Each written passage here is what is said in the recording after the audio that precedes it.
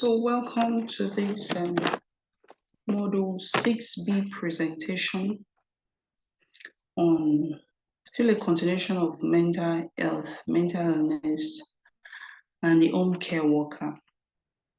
So what are some guidelines for observing behaviors?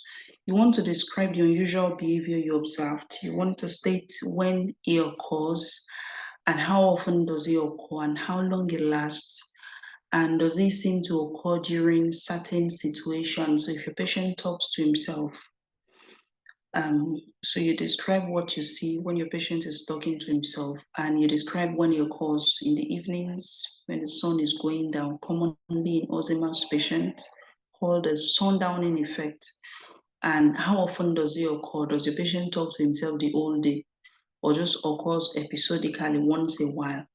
Then how long does it last? If your patient begins to talk to himself because he's hearing voices, how long does he keep that up? Can he still be talking to himself for another 1 hour?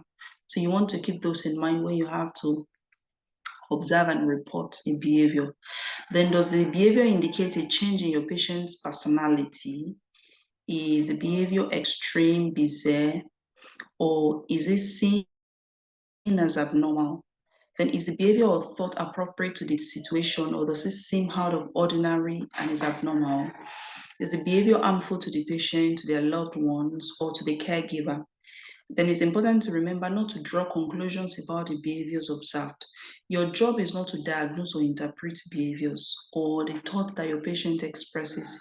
Your job is to observe, to record, and to report what you observe to your supervisor, of course, the other members of the home care team.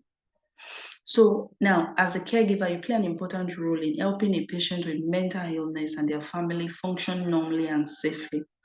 So you assist the patient with medications as allowed by the state agency or your care plan.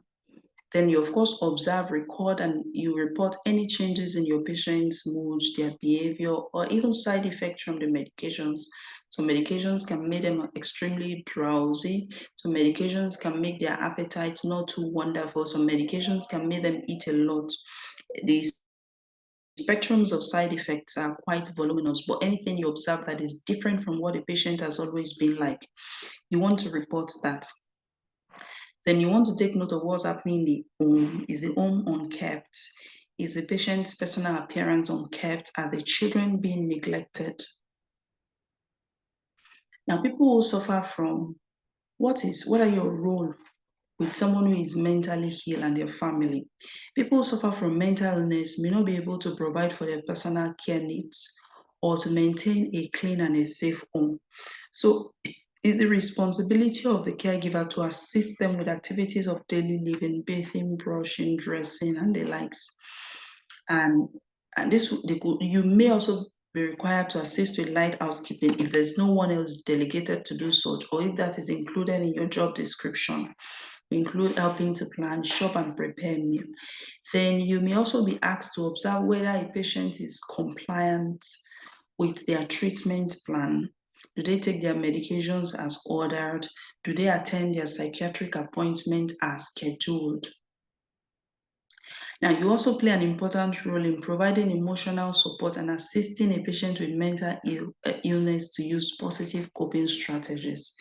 You also work to support the family members during the process of recovery, and you must use the coping skills to listen to concerns, provide emotional support, role model healthy coping skills, effective communication skills, and the likes. And you want to be aware of including the patients in the treatment plan. You want to respect their confidentiality. Now, because they have a mental illness does not mean that they lose the right for confidential and respectful treatment. You want to be patient, compassionate, kind, and respectful of the patient and their family. And most importantly, you always offer hope that the patient with mental illness may recover. But it's also important you maintain safety.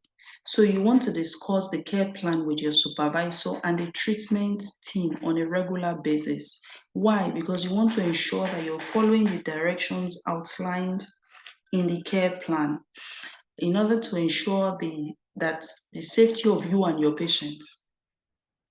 is optimal. And in some situations, your patient may even require very close supervision and constant attention, like someone who is schizophrenic, who is just beginning medications and is not yet stable. Now, this patient may be at risk to themselves or others, so you never leave such patients alone unsupervised.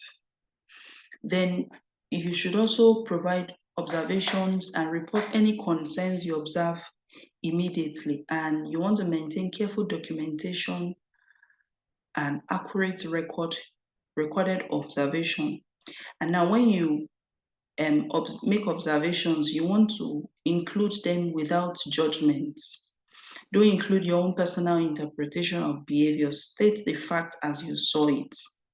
And when you state such fact, you want to maintain objectivity at all times. So you only report what you see, what you hear, what you smell, what you can touch, not what you inferred or what you assumed. And it's also important to always maintain safety within the home. So you never leave your patient unattended if it is required that they receive constant supervision, or if such a patient has made statements to hurt or kill themselves. Then you also want to help keep the home environment clean and free of debris. You want to provide personal care to the patients as directed in the care plan. People with mental illness may be unable to provide personal care for themselves, as we said earlier, so they may rely on you, the caregiver, to assist them with activities of daily living. Then you also want to observe and report non-compliance with medications and their psychiatric treatment. There may be reasons for this. So it could be that some medications make them feel drowsy, they are not feeling like they are themselves, they are lacking energy, or it's even diminishing their sexual drives. So this patient may not like such side effects. So you want to observe such non-compliance, the reasons your patient may have given. You want to report such, and of course, communicate with your supervisor, because without your patient following the treatment plan, truth is they will not be able to recover from their mental illness. Neither will they be able to live a safe and a functional life. Now, still on maintaining safety, in the cases of extreme, dangerous or unsafe situations or behavior, you want to dial 911 if you are in a country where such is available. If you are not in a country where such is available, you want to reach out to your supervisor as soon as possible. You should use your communication skills and appropriate telephone skills when you have to report such situations, because they need facts that are succinct, that are straight to the point. Okay, and it's important to remember that you never stay in a situation that is unsafe, even for a paid employment. You come first. All right, and with that, we come to the end of this presentation. As always, thank you for staying.